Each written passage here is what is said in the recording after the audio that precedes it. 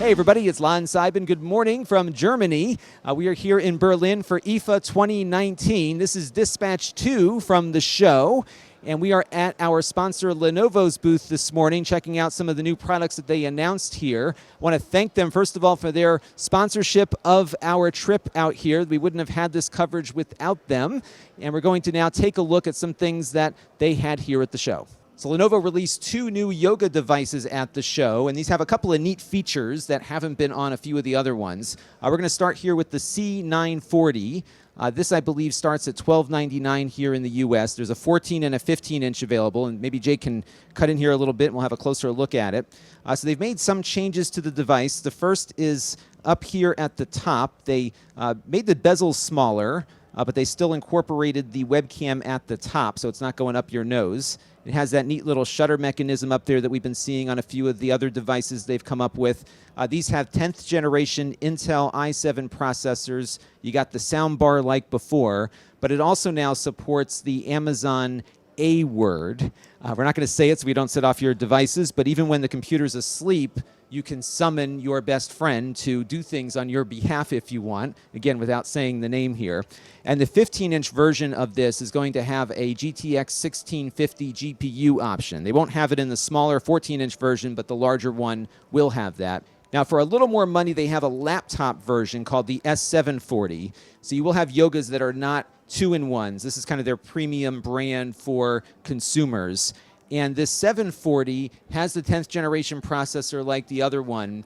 There's a 14-inch, though, that will be available in the European market that I think some of you might be interested in because it has a GPU. It's not a very powerful one. It's an MX250, but still it's going to give you some decent graphics performance in a small 14-inch form factor. In the U.S. market, we're getting a 15-inch only, although they will have that NVIDIA 1650 available on that 15-inch version. We'll try to get both in and test them out. So on the lower end of the spectrum, we have some under $1,000 yoga devices. This is their new C640, and Jake's going to pull in a little closer here. This one costs about $849 depending on the configuration, and there will be, of course, a lot of different configurations there. It's got a full HD display, 1080p. They're saying about 20 hours of battery life on it, so it's designed to really be out in the field for a long time. Nice and compact, so that's something to take a look at. These also have the A word built in if you're interested in that. Then they have, for a little bit more money, a slightly larger one here. This is the 14-inch C740, and there's also a 15-inch available as well.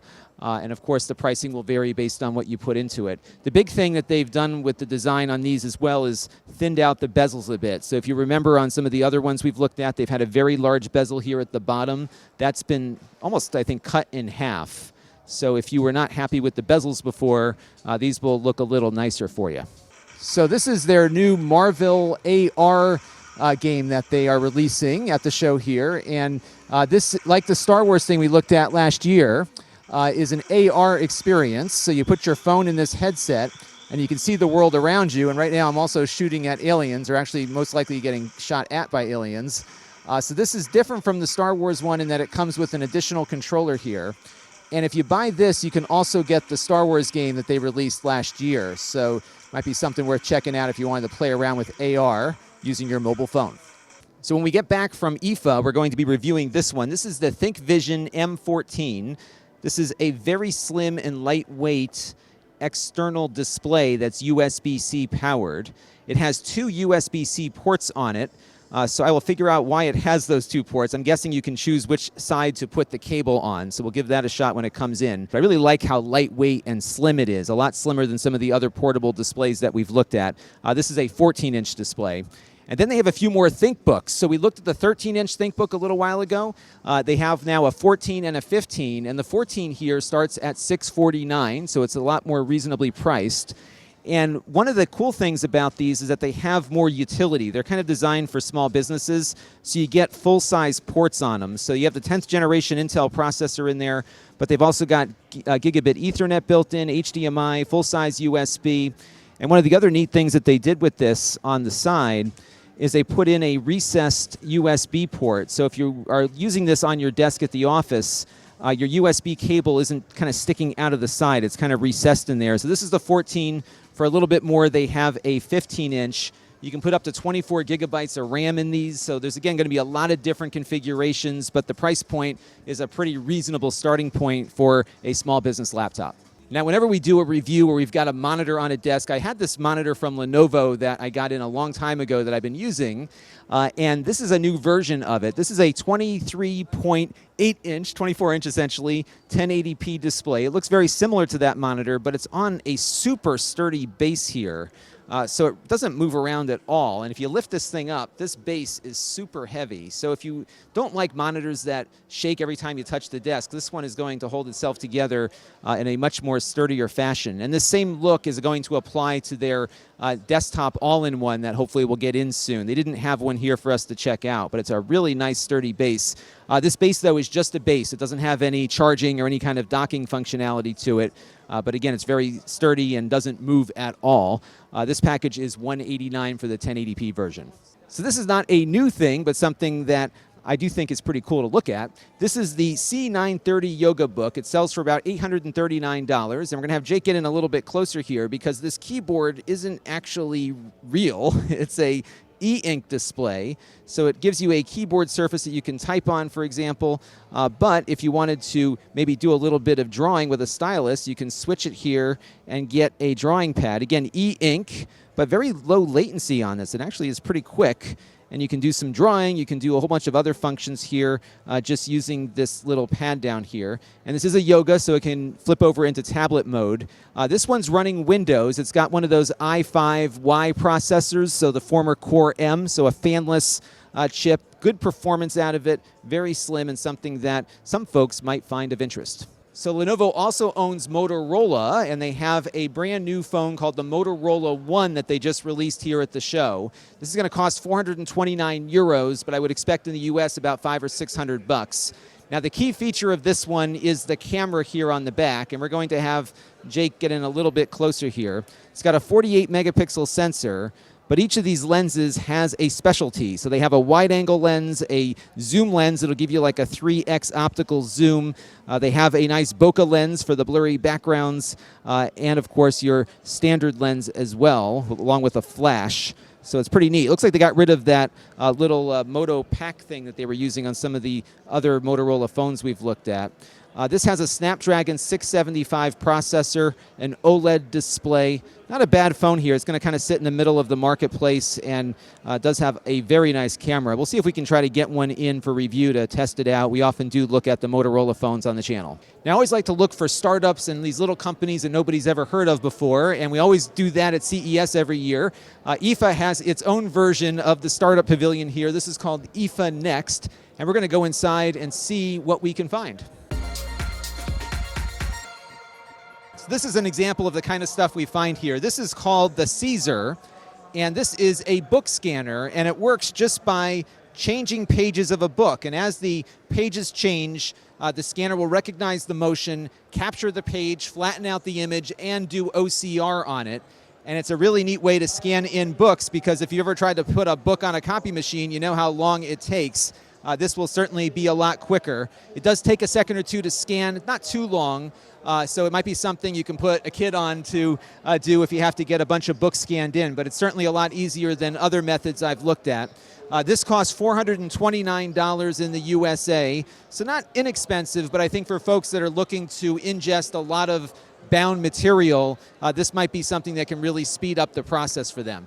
Now, we've seen a lot of activity trackers out there. A lot of them are on your wrist, but what about your belt? Well, this is a smart belt from a company called Welt. I don't know what this costs, unfortunately, but what it does is all the standard activity tracking stuff. So it does steps and distance and whatnot, but it also will measure your waist diameter every time you put it on. So you can track not only your weight with a scale, but your waist size every morning when you put the belt on before you head out the door. So that's a pretty cool concept. This is the Magpie VH-80, and it's used to measure all sorts of things. It's got a laser measurement, which of course we've seen before. But what this one has is two lasers, and it's very useful if you are measuring the height of things. because you don't have to put it all the way down on the ground. You can hold it in the middle here, push the measurement button, and get a height reading because it's able to measure how far down to the floor it goes and then how high up to the ceiling it goes. It's pretty useful. Connects via Bluetooth, of course, and you can do all sorts of measurements like volume and lots of other stuff too. It's about $200 and it's from a company called Magpie. So this is kind of a neat thing. This is a company called Springtree, and what they've developed is a virtual reality simulator for industrial equipment. So obviously it's very expensive to install a very high-end piece of industrial machinery. This gives companies the opportunity to train their employees in VR with accurately mapped simulations of these devices. And it's a way for them to cut down on costs and probably prevent a lot of safety issues from taking place because you can simulate a lot of different things, kind of like a flight simulator for industrial machines. So this is a neat little product called the Brickspower. And it's a modular device that allows you to slide on different modules to this battery here, depending on what the need is. The battery, it's about a 3,000 milliamp hour battery. Right now they've got the Qi charger attached to it. What's cool about the Qi charger is that it's got this really sticky surface here that holds your phone pretty securely without any glue or suction cups or stickers. It actually holds on really tight, but it's not leaving any residue behind, which is kind of neat. These sell for about $40, and the modules will be about $20 or so a piece. They've got a light, they have a fan, they also have a Bluetooth speaker, and they're working right now on a little camera thing that you can use as a security camera in your hotel room, so you could stick the camera up on the wall when you run out of the room or something. So a lot of neat concepts with this device, not all that expensive either. Now, there's a lot of health devices we're seeing here, and this was something that I think might be of use to some folks who might be suffering from incontinence. Sometimes you're not sure when you may have to go, and this is a device that can help measure that issue. So what you do here is you put on this sensor, which goes right over where your bladder would be, and it uses ultrasound to measure how full your bladder might be and let you know when it's time that you should probably try to go to the bathroom. And it's something that a lot of people don't have to deal with, but at some point in your life you likely will, and this is something to help with that. It costs $500, and it's designed for people with a specific medical condition. So this is an interesting technology. This is a laser projector that is mounted onto some eyeglasses here. What it does is it projects an image with a laser to the back of your retina, essentially. I just tried it out. They tell me it's completely harmless, a very low-powered laser. If we were to point the camera at this, all you would see is the laser, no image.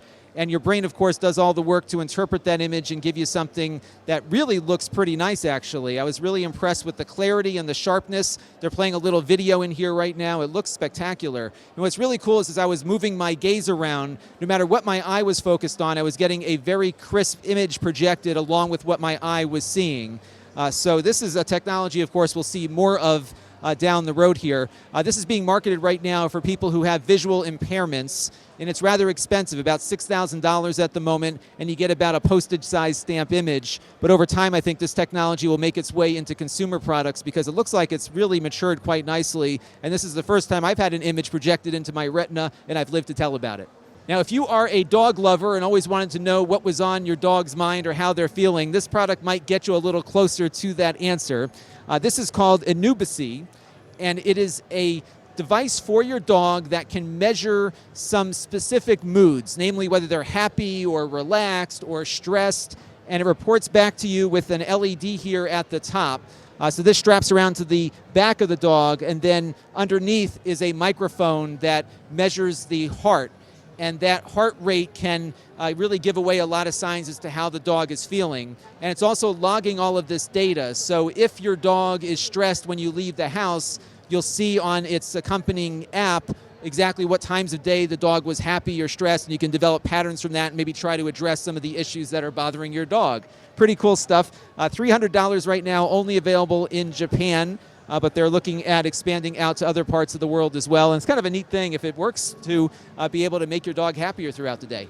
So that's going to do it for Dispatch 2 here from IFA 2019 in Berlin, Germany. I again want to thank Lenovo for their sponsorship of this coverage. We wouldn't have been able to do this show without them, so I want to thank them for that. I also want to thank all of you for tuning in. And again, remember, Dispatch 3 is coming up in a day or two, so be sure to set your notifications. Until next time, this is Lon.TV. Thanks for watching.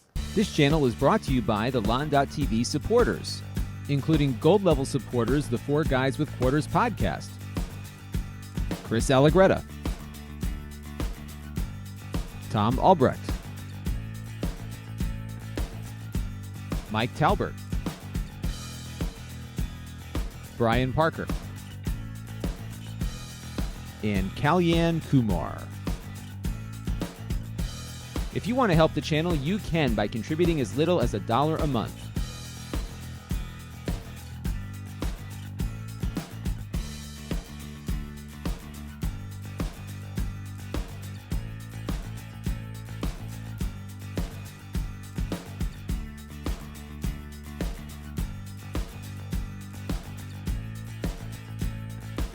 Head over to Lon.TV/support to learn more.